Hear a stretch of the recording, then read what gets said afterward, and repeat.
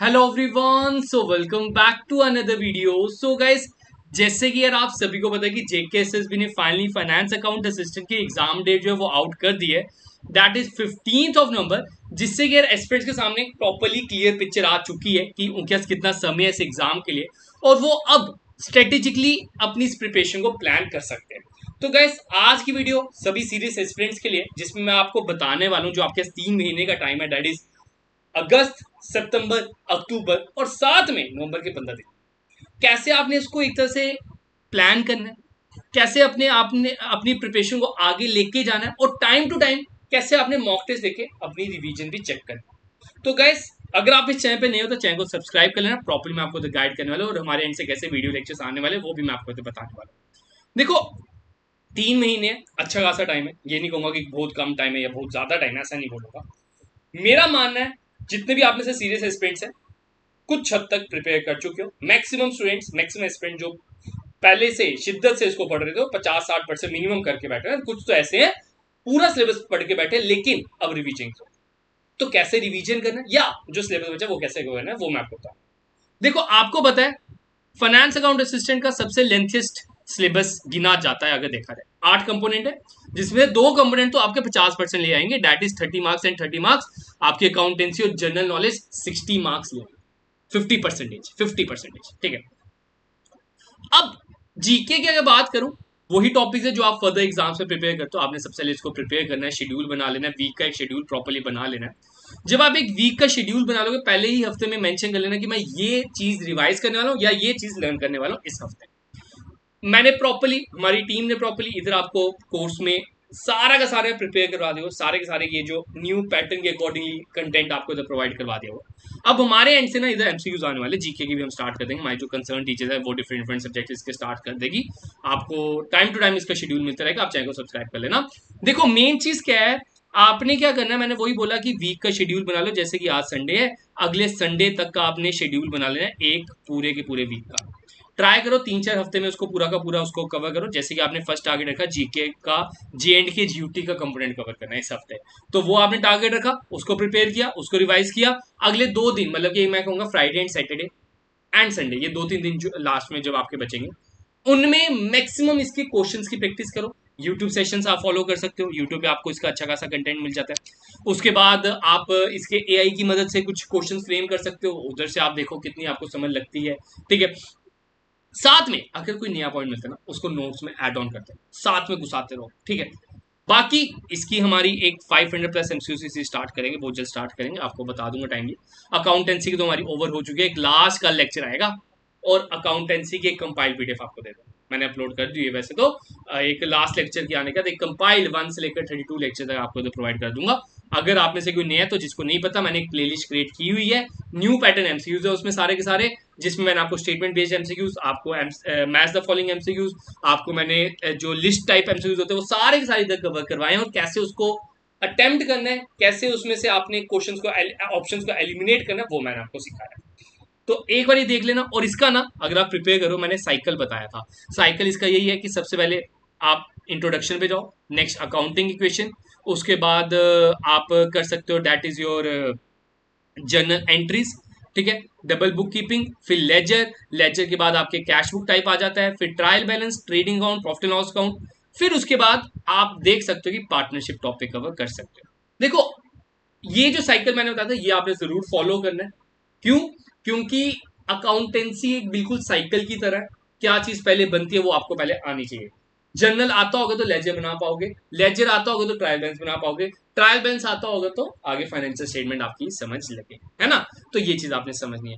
बाकी 10-10 जो आपके कंपोनेंट्स हैं, जैसे कि जनरल इंग्लिश, यार इसमें मैं बात करता हूँ, बच्चे बार बार बोलते हैं कि सर सिनोनिम इंटोनिम कहाँ करें, सर इडियम फ्रेजेस क्या करें। देखो, जफर सर ने ना आपको प्रॉपर्ली इधर इसके जो की वर्ड्स होते हैं वो आपको बताए हुए हैं, जो बार बार वर्ड्स यूज होते हैं वो आपको बताए हुए हैं कि सिनोनिम एंटोनिम में बार बार एग्जामिनर कौन से वर्ड्स यूज कर रहा है। तो इस तरह के क्वेश्चंस, इस तरह के कीवर्ड्स आप अच्छी तरह करके जाओ। देखो, आने में अगर आपकी किस्मत अच्छी होगी तो जो आप पढ़ के गए वो आएगा, अगर किस्मत खराब होगी तो दूसरा वाला आ जाएगा, ठीक है।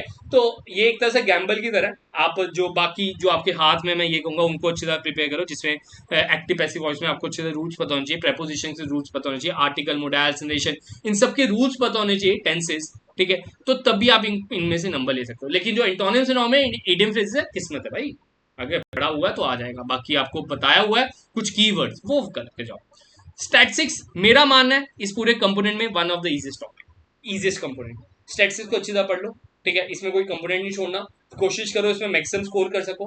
मैक्सिमम स्कोर करने के लिए इसलिए बोल रहा हूँ क्योंकि वो बाकी अगर आपको कोई वीक पॉइंट है उधर वो कंपनसेट कर सके, ठीक है।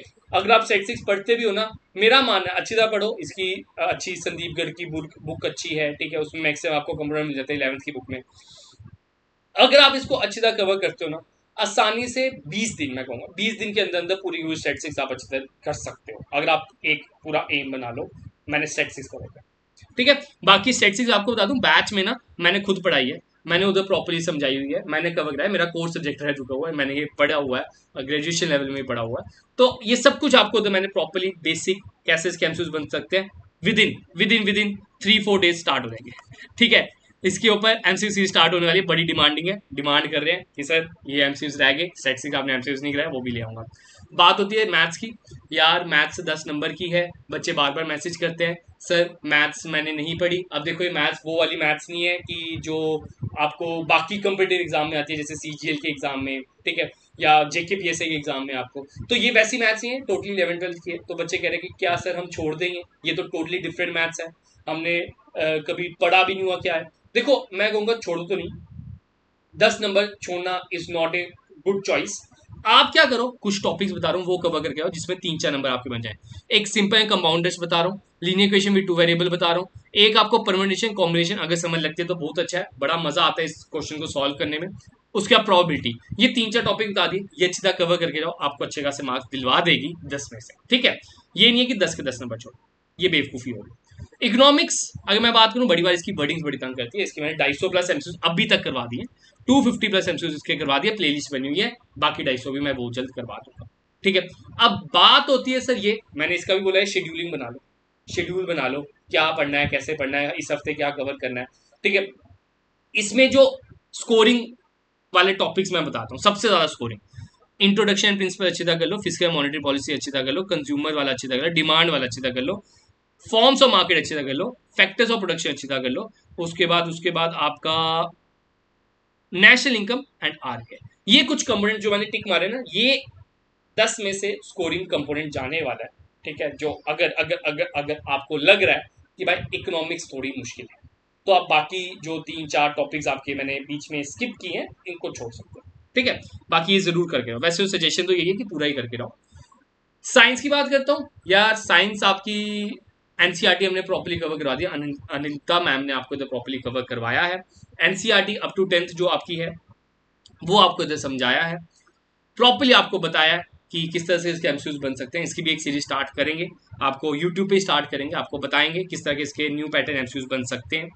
बाकी इसका भी यही है कि यार वीकली शेड्यूल में अपने घुसा लेना, बाकी एमसीक्यूज माय एंड से 10 बजे लाइव हो जाएंगे स्टार्ट।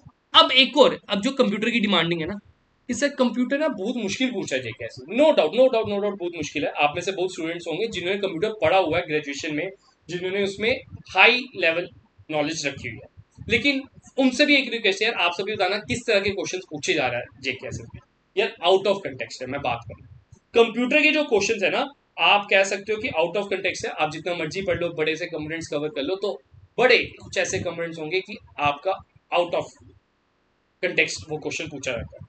तो ये ऐसा कोई वाइज डिसीजन नहीं है कि आप हाई लेवल इसका पढ़ते रहो और बाकी कंपोनेंट इसके साथ कंपनसेट कर दो, आपकी अकाउंटेंसी में मार्क्स रह जाएं, आपके इकोनॉमिक्स में मार्क्स रह जाएं, आपके स्टैट्स में मार्क्स रह जाएं, ये कोई एक वाइज डिसीजन नहीं होगा। देखो अपनी मेहनत पे विश्वास रखो, जो आपने प्रिपेयर किया है, जो आपने समझा है, जो आपने बेसिक नॉलेज इसकी ली हुई है, उस पर विश्वास रखो, उसमें से जितना भी कंटेंट आपको एमसीक्यूज में पूछा था तो वो आप जरूर अटेंड करो।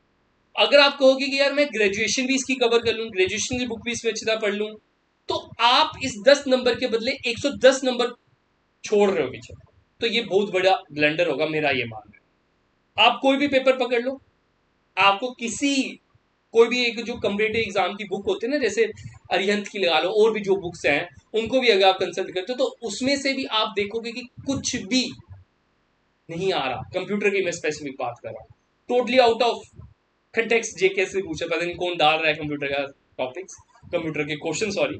तो वो उसके लिए मैं आपको ये सजेस्ट करूंगा, जो आप पढ़ रहे हो जितना पढ़ा है उस पर विश्वास रखो, जो होगा अच्छे के लिए होगा। MS वर्ड, MS एक्सेल, देखो 10 नंबर की है ना, अच्छी तरह इसके फुल फॉर्म्स अच्छी तरह कर लो, ठीक है। शॉर्टकट कीज अच्छी तरह कर लो, ये चीज कुछ इंपॉर्टेंट है। कुछ आपकी इंपॉर्टेंट इन्वेंशन है वो अच्छी तरह कर लो इसमें। आपके इसमें जो hardware software input output device है वो अच्छी तरह कर लो, आपके इसमें भी अच्छे खासे नंबर, ठीक है। तो यही है, 120 नंबर की है। देखो न्यू पैटर्न अगर MCQs आते हैं ना, न्यू पैटर्न के अकॉर्डिंगली अगर JKSS ये पेपर सेट करता है, ये नहीं है कि आपने 110 प्लस क्वेश्चन अटेम्प्ट कर लिया, ये टारगेट नहीं रखना। उस टाइम पे अगर आप 90 प्लस भी अच्छा अटेम्प्ट कर लेते हो ना, मैं अटेम्प्ट की बात कर रहा हूँ, स्कोर की बात नहीं कर रहा हूँ। 90 प्लस भी अगर आप अच्छा अटेम्प्ट कर लेते हो एक एक्यूरेसी के साथ, मैं कह रहा हूँ कि न्यू पैटर्न के अकॉर्डिंगली आप सिलेक्शन लिस्ट में हो, ठीक है। तो कुछ टॉपिक आप छोड़ सकते हो, आप किसी भी सिलेक्टेड कैंडिडेट को पकड़ लो, आपके किसी भी, हमारे इधर यूट्यूब चैनल पे बहुत से ऐसे स्टूडेंट्स का इंटरव्यू अवेलेबल है, उनकी स्ट्रेटजी अवेलेबल है, जिन्होंने उधर शेयर किया, जिन्होंने FAA क्वालिफाई किया पहले, उन्होंने बताया कि यार हमने कभी भी पूरा सिलेबस नहीं पढ़ा, हमने बीच में सॉर्ट आउट की हैं चीजें, उनको बाहर निकाला जो हमें एक तरह से डिफिकल्ट लगी है, लेकिन जो पढ़ा है ना वो अच्छी तरह शिद्दत से पढ़ा, वो अच्छी तरह मन लगा कर पढ़ा, वो अच्छी तरह कवर किया, उसमें कोई कसर नहीं छोड़ी। तो वो चीज आप भी करो and you will be the among the toppers, ये मेरी गारंटी, ठीक है। बाकी कोई भी चीज की नीड है कमेंट बताओ, आपकी मैं इधर पूरी पूरी फुलफिल करने की कोशिश करूंगा। बाकी अकाउंट असिस्टेंट का बैच आपको बता दूंगा, ऐप पे अवेलेबल है, IG प्लस का आप ऐप इंस्टॉल कर सकते हो। वो ऐप इंस्टॉल करते हो तो आपको पेड कोर्स में मिल जाएगा, ये कुछ ही दिन के लिए कूपन कोड रहेगा JKSSB60, उसके बाद में भी ये वाला कूपन कोड जो है आपको 60% डिस्काउंट नहीं दे पाएगा, तो ये आप बाय कर सकते हो, ये वाला कूपन कोड यूज कर लेना। टेस्ट सीरीज आपको बता दूं, जिसमें अभी तक 4000 प्लस हमने MCQs जो है अपलोड कर दिए हैं, 250 plus topic test, 50 plus sectional test आहिस्ता आहिस्ता अपलोड हो रहे हैं। हमारा जो थर्ड फुल मॉक टेस्ट है आपको 7 अगस्त को हम देने जा रहे हैं, 2 अपलोडेड है और न्यू पैटर्न पे होंगे। प्रॉपरली आप उधर अपने आप को एनालाइज करो, गलतियां ढूंढो, कहाँ पे मिस्टेक हो रही है उसको सुधारो, ठीक है। बाकी मिलेंगे जल्द अपनी नई वीडियो में, तब तक लिए आपसे सब अलविदा। और भी कोई आपके मन में डाउट है वो हमसे टाइमली पूछते रहो, बताऊंगा। 10 बजे रोज रात को हम लाइव जुड़ रहे हैं। कल आपका कंप्यूटर ये अकाउंटेंसी के सेशन खत्म करके स्टेट 6 में स्टार्ट कर रहे। Okay guys, have a good day, have a great day, prepare well, do well, score well. बाकी बात रही JKPSC एस्पिरेंट्स के लिए, उनके लिए भी बहुत धमाकेदार चीजें हम लाएंगे। आपकी भी डेट आउट हो चुकी है 29 नवंबर, ऑल द बेस्ट। अब बच्चों के मन में एक और डाउट बनाओगे, sir what we have to choose, FAA की JKPSC, वो भी बताएंगे। भाई आपको प्रायोरिटी चुननी पड़ेगी, ऐसा नहीं है कि 2 महीने बाद पेपर है, सिंपल 2 हफ्ते बाद पेपर है एक, तो आपको चुनना पड़ेगा कि आप किस चीज के लिए बने हो, आप FAA के लिए बने हो, JKPSC के लिए बने हो, तो वो आपको चुनना पड़ेगा। उसके ऊपर भी हम डिटेल के ऊपर बात करेंगे। तो मिलेंगे जल्द अपनी नई वीडियो में, तब तक आपसे अलविदा। Have a good day, have a great day, have a great night, good night.